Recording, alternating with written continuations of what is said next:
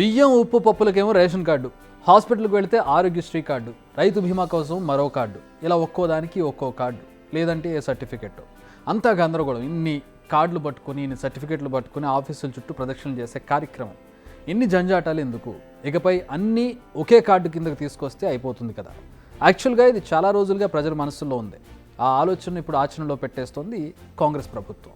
ఈరోజు ప్రవేశపెడుతున్న family digital card, ఇదే ration card, ఇదే మీ ఆరోగ్యశ్రీ కార్డు, ఇదే మీ రైతు బీమా కార్డు, ఇదే మీ ఫీజు రియంబర్స్మెంట్ కార్డు, ఇదే మీ ఇందిరమ్మ ఇల్లుకు అర్హత, ఇదే మీకు కళ్యాణ లక్ష్మిని పొందడానికి అర్హత వస్తుంది. ప్రతి సంక్షేమ పథకం 200 యూనిట్లు ఉచిత కరెంటు కావచ్చు, ఆర్టీసీ బస్సు ఉచిత ప్రయాణం కావచ్చు, ఈ రకంగా రాష్ట్ర ప్రభుత్వం అమలు చేస్తున్న ప్రతి సంక్షేమ పథకాలను ఇందులోకి తీసుకొచ్చి అన్ని రకాలుగా మీ కుటుంబాలకు ఈ కార్డు ఒక రక్షణ కవచం కల్పించడానికే ఈ ఫ్యామిలీ డిజిటల్ కార్డుని రాష్ట్ర ప్రభుత్వం తీసుకొచ్చింది. అదండి సంగతి. ఒక్క కార్డు ఉంటే చాలు, ప్రభుత్వం నుంచి వచ్చే సంక్షేమ పథకాలు అన్నింటినీ అందుకోవచ్చు. దీనికి ఫ్యామిలీ డిజిటల్ కార్డు అని నామకరణం చేసింది రేవంత్ సర్కార్. మొత్తం 30 రకాల ప్రభుత్వ శాఖల సమాచారాన్ని ఇకపై ఒకే కార్డులో ఉంచుతారు. ఒక్క క్లిక్ చేస్తే చాలు అధికారులకు కావాల్సిన సమాచారం వస్తుంది. ఇక ఆ సర్టిఫికేట్ తీసుకురా, ఈ సర్టిఫికేట్ తీసుకురా, పలానా కార్డు తీసుకురా అనే అవసరం ఉండదు. ఇప్పటికే దీనికి సంబంధించిన పైలట్ ప్రాజెక్టును కంటోన్మెంట్ నియోజకవర్గంలో సీఎం రేవంత్ రెడ్డి ప్రారంభించేశారు కూడా. నిజానికి ఇలాంటి సేవలను ఇప్పటికే స్టార్ట్ చేసింది కేంద్ర ప్రభుత్వం. 1 నేషన్ 1 రేషన్ కార్డును తీసుకొచ్చింది. అన్ని రాష్ట్రాలు, అన్ని కేంద్రపాలిత ప్రాంతాల్లో ఈ కార్డు చెల్లుబాటు అవుతుంది.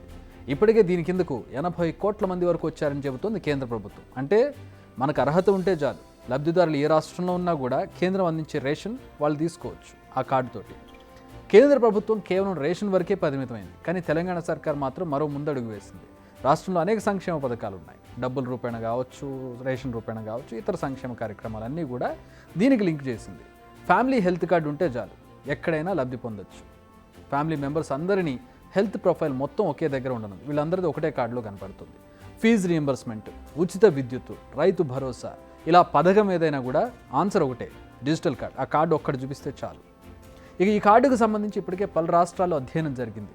రాజస్థాన్, హర్యానా, కర్ణాటకల్లో ఇప్పటికే ఇలాంటి కార్డ్స్ అమల్లో ఉన్నాయి, సక్సెస్ఫుల్గా రన్ అవుతున్నాయి. వీటి వల్ల లబ్ధిదారులకు కలుగుతున్న ప్రయోజనం ఏంటి, ఇబ్బందులు ఏంటి? ప్రతి ఒక సొల్యూషన్కి ఒక ఇబ్బంది కూడా ఎదురవుతూ ఉంటుంది. సో ఆల్రెడీ వాళ్ళు ఎదుర్కొంటున్న ఇబ్బందులు ఏంటో తెలుసుకుని వాటిని ఇప్పుడే క్లారిఫై చేసే ప్రయత్నం జరుగుతోంది.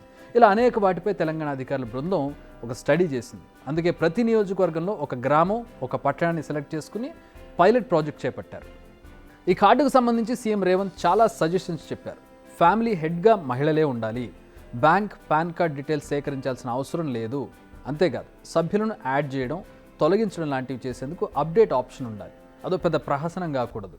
అంటే ఒక్కోసారి ఎవరైనా చనిపోవచ్చు, లేదంటే పెళ్లి చేసి పంపించేయచ్చు, వాళ్ళని అందులోంచి డిలీట్ చేయడానికి, లేదంటే కొత్త వారు ఎవరైనా ఫ్యామిలీలోకి రావచ్చు, కోడలు గాను, మనవలు గాను వాళ్ళు రావచ్చు, వాళ్ళని యాడ్ చేయడానికి.